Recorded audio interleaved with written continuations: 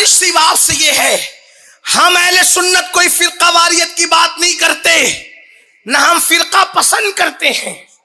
हम उम्मत है, हम मिल्लत है, हम वहदत की बात करते हैं। लेकिन वहदत और उम्मत और मिल्लत वही होगी जहां पर अकीदा सहाबा और अहले बैत वाला होगा, असनाफ वाला होगा। ये जो मामलात चल रहे हैं इसमें थोड़ा सा आप तदब्बुर से काम लीजिए, फिक्र से काम लीजिए कि वली के लिए कुरान क्या कह रहा है वो छोड़ दिया, और जो बुतों के लिए कह रहा था वो वली पर चिपका दिया। ये अल्लाह पे बोहतान है, ये अल्लाह पे इल्जाम है। और जो कौम अल्लाह पे बोहतान बांधे वो शर्रुल खलाइक है, वो बदतरीन मखलूक है। वलियों के लिए कुरान ने क्या कहा? वलियों के लिए कुरान कहता है कि ये मुर्दे जिंदा करते हैं। आप कहेंगे वली मुर्दा जिंदा करते, मैं कहता हूं कुरान कह रहा है, और बहुत मशहूर सूरत में कुरान कह रहा है। एक सूरत है जिसको सूरह यासीन कहते हैं, उसी सूरह यासीन में वलियों की करामत का जिक्र है। मैं तो लोगों को कहता हूं, अल्लाह के रसूल ने फरमाया मरने वालों के सराहने सूरह यासीन पढ़ो, अल्लाह मौत आसान कर देगा। लेकिन कोई ये भी तो देखे कि यासीन में है क्या। कभी आपने कुरान खोला, कभी कुरान पे गौर किया कि यासीन है क्या? यासीन के अंदर अल्लाह ने 3 वलियों की करामत को बयान किया है। सादिक, सदूक और शमऊन की करामत को अल्लाह ने बयान किया है, लेकिन उसका कोई जिक्र करने का मौका नहीं।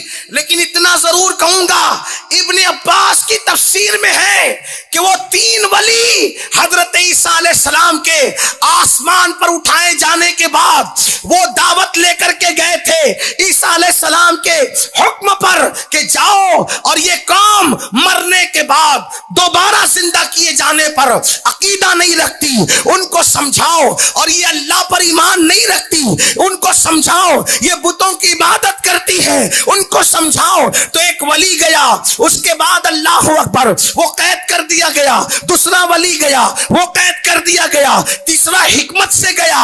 तो बाद में अल्लाह अकबर आया, अल्लाह अल्लाह कि ये क्या चीज है, और उसने मुर्दा जिंदा किया और मुर्दे ने जिंदा होकर के बताया। इब्ने अब्बास कहते हैं कि क्या हुआ, जब वो वली उस मुर्दे को जिंदा करने की बात कर रहा था तो हजरत ईसा खुदा से अर्ज कर रहे थे, मौला ये मेरे भेजे हुओं की इज्जत का सवाल है। जब ये कहेगा कि मुर्दा जिंदा हो जा तो मुर्दा जिंदा हो जाना चाहिए। हम कहते हैं ईसा की उम्मत का वली कुम बिस्मिल्लाह कहता है तो सिफारिश के लिए ईसा खड़े होते हैं, और जब मोहम्मद रसूलुल्लाह की उम्मत का वली कुम बिस्मिल्लाह कहते हैं तो सिफारिश के लिए मुस्तफा जाने रहमत खड़े होते हैं। नारे तकबीर, नारे तकबीर, मुर्दे, नारे रिसालत, बस्ती बस्ती तरिया तरिया, बस्ती बस्ती तरिया तरिया, नारे तकबीर, नारे रिसालत। अरे जब वली जिंदगी दे सकता अल्लाह की अता से तो क्या नहीं दे सकता। लोग कहते हैं क्या कुरान की बात है, कुरान उठाकर देखिए। मैंने 2 बातें पेश की, एक तो सूरह नमल से तख्ते बिल्कीस का, नंबर 2 सूरह यासीन से जिंदगी देने का, मुर्दों को जिंदा करने का। अब आप मुझे बताएं, जब कौमे ईसा के, उम्मत ईसा के वलियों की ये शान है तो उम्मत मोहम्मदिया के वलियों की शान का, उनकी अजमत का, उनकी बुजुर्गी का आलम क्या होगा। तो इसलिए ये जो जहन बनाया जाता है कि वली क्या दे सकते हैं, मेरे अजीज, अल्लाह जब किसी को अपना दोस्त बनाए, अल्लाह जब किसी को अपना दोस्त बनाए तो उसको इतने इख्तियारात भी देता है कि वो जो चाहे अल्लाह की अता से, اللہ کے اذن سے کسی کو دے سکتا ہے. زندگی دی کہ نہیں دی, اللہ اکبر, مردہ زندہ کیا کہ نہیں کیا, اور یہ قرآن میں موجود ہے. اور ایک بات آپ سے اور عرض کر دوں, کبھی کبھی لوگ یہ بھی کہہ جاتے ہیں یار کوئی ولی کسی کے کچھ کام نہیں آئے گا. میں کہتا ہوں میرے عزیز, قرآن تو پڑھ, قرآن کی طرف توجہ تو کر. یہ 1857 کے بعد جو اختلافات رونما ہوئے, یہ جو فتنے فساد رونما ہوئے, خدا کے لیے ہندوستان والوں اس کی گندگی سے باہر آؤ, اس کی گندگی سے باہر نکلو, اس کی برائی سے باہر نکلو, اور اس طرف دیکھو جو ہمارے اسلاف کا عقیدہ, جو صحابہ کا عقیدہ, جو اہل بیت کا عقیدہ, جو ائمہ مجتہدین کا عقیدہ, جو ہمارے بزرگوں کا عقیدہ. اللہ اکبر. دیکھو قرآن کیا کہتا ہے, الاخلاء یومئذ بعضهم لبعض عدو متقین. اللہ قرآن میں فرماتا ہے کہ جتنے تمہارے گہرے دوست ہیں قیامت کے دن وہ تمہارے دشمن ہو جائیں گے, لیکن قیامت میں کون کام آئے گا؟ الا المتقین. اللہ کے متقی بندے تمہارے کام آئیں گے. اور یہ متقی لوگ کون ہے؟ تو قرآن کہتا ہے ان اولیاءہ الا المتقون, کہ اللہ کے ولی ہی تو متقی لوگ ہوا کرتے ہیں. تو پتا چلا قیامت میں ولی کام آئے, دنیا میں ولی زندہ کر دے مردے کو, دنیا میں ولی جو ہے تخت بلقیس کو پلک کے جھپکتے لا کر کے رکھ دے.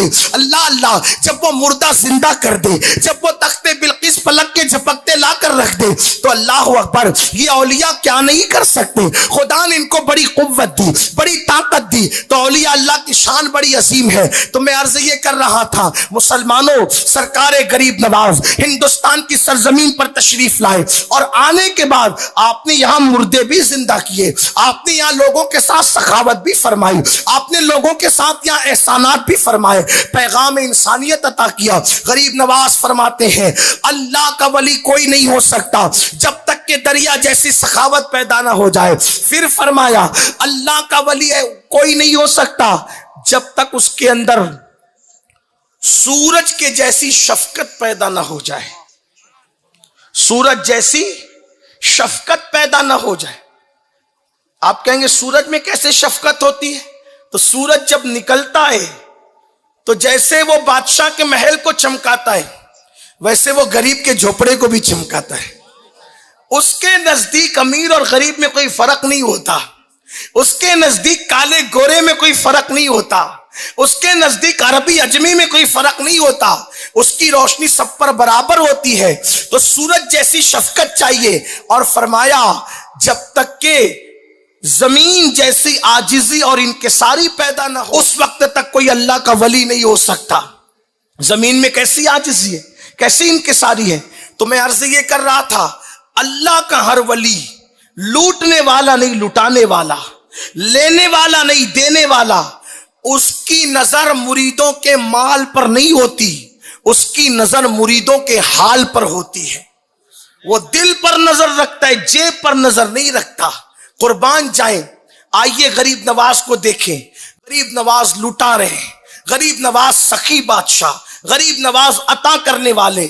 اکبر کو دیکھو ان کے دروازے پہ جھولی پھیلا رہا ہے, شاہ جہاں کو دیکھو ان کے دروازے پہ جھولی پھیلا رہے ہیں, اورنگزیب کو دیکھو ان کے دروازے پہ جھولی پھیلا رہے ہیں, شہاب الدین غوری کو دیکھو ان کے دروازے پہ جھولی پھیلا رہے ہیں, اسی طرح شمس الدین التمش کو دیکھو ان کے دروازے پہ جھولی پھیلا رہے ہیں. اللہ اکبر. یہ بادشاہوں کو بادشاہت ولیوں کی چوکھٹ سے ملی.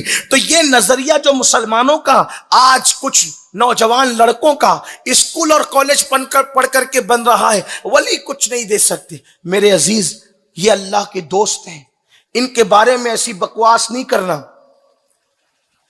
میرے امام نے تو کہا حاکم حکیم داد و دوا دے یہ کچھ نہ دے. حاکم حکیم داد و دوا دے یہ کچھ نہ دے. مردود یہ مراد کس آیت خبر کی ہے؟